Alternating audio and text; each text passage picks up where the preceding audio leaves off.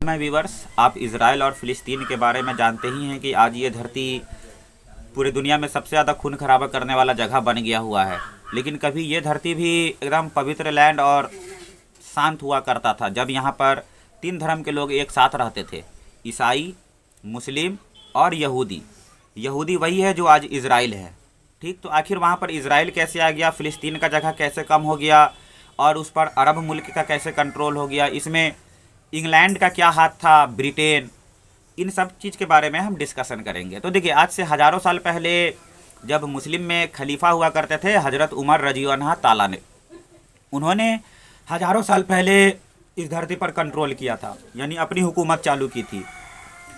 उसके बाद वहाँ से ये हुकूमत चलता रहा और यहाँ पर तीन धर्म के लोग एक साथ रहते थे, ईसाई, मुस्लिम और यहूदी लोग। और यहाँ पर धार्मिक स्थल वगैरह भी है, जैसे मस्जिद, ये मस्जिद अल-अक्सा, ठीक है, इसके बारे में भी आप सुनते ही होंगे। तो आखिर वहाँ पर इज़राइल क्या करने चला गया, इज़राइल का निर्माण कैसे हो गया, तो ये आज आप जान लीजिए। तो देखिए, फर्स्ट वर्ल्ड वार को आप जानते होंगे। फर्स्ट वर्ल्ड वार हुआ था जब 1914 से 1918 तक।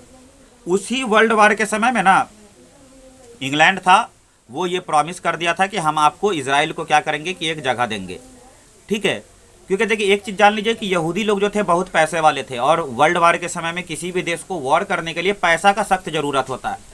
तो फर्स्ट वर्ल्ड वार किसी तरह से निकल गया। और सेकेंड वर्ल्ड वार में आपने हिटलर का नाम सुना होगा। हिटलर सेकेंड वर्ल्ड वार में अकेला सिर्फ यहूदी जो है ना, 60 लाख से ज़्यादा यहूदी को मारे होंगे। 60 लाख।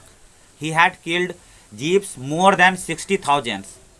60 लाख से ज़्यादा, सॉरी 60 लाख, 60 लाख से ज़्यादा सिर्फ यहूदी को मारा था। यहूदी हम उसी को कहते हैं जो ब्लू आइज़ वाले होते हैं ना, उनको हम यहूदी कहते हैं। और करीब करीब 1 करोड़ से ज़्यादा आदमी को उसने क्या कर दिया था, हिटलर मार दिया था।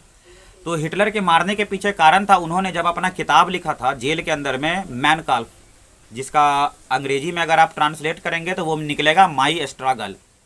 ठीक है, तो उसमें उसने बताया था कि दुनिया हमको 100 साल बाद, 100 साल तक ये बात बोलेगा कि हिटलर बहुत क्रूल था, लेकिन दुनिया को खुद पता चल जाएगा कि आखिर हम यहूदी को क्यों मारे थे।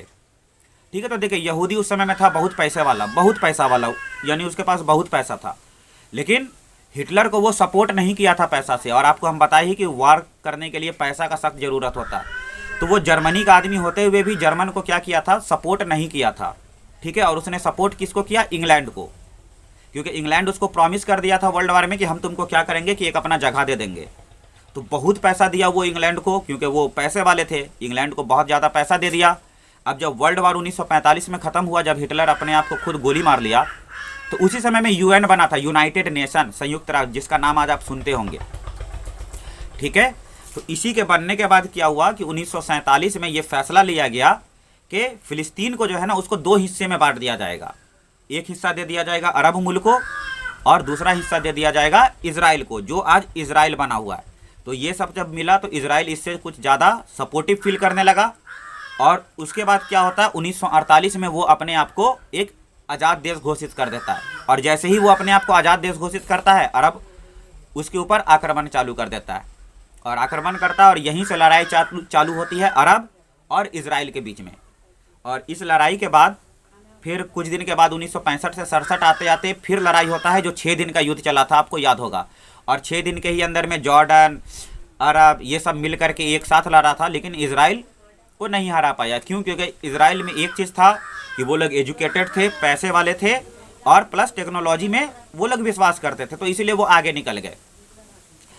तो ये फैसला इसलिए लिया गया था कि फ़िलिस्तीन को कुछ हिस्सा दे दिया जाए, क्योंकि मैंने आपको बताया ही कि इंग्लैंड उस समय में पैसा लिया था, और इंग्लैंड प्रॉमिस किया था कि हम तुमको अपना एक जगह देंगे।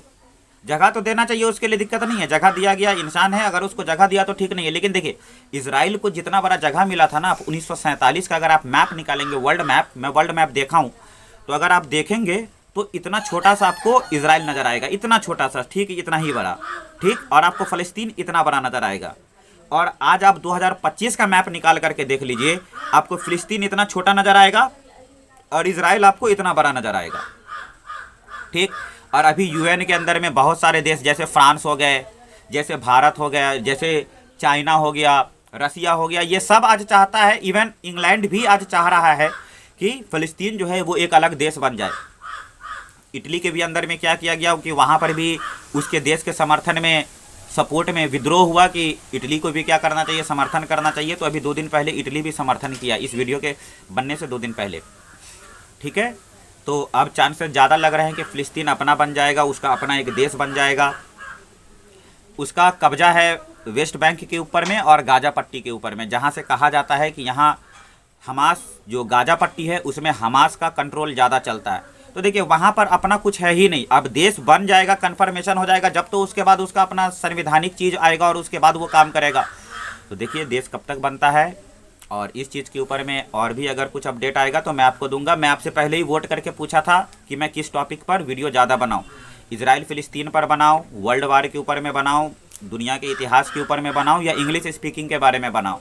तो आपका ही वोट सबसे ज़्यादा आया था 41% कि आप इजराइल फ़िलिस्तीन के ऊपर में बनाइए। तो इसीलिए मैं इस पर वीडियो बनाया हूँ। And that was my first time. If I did any mistake please just forget, because every learner do mistake. So and I am trying at my level best to make you all satisfy.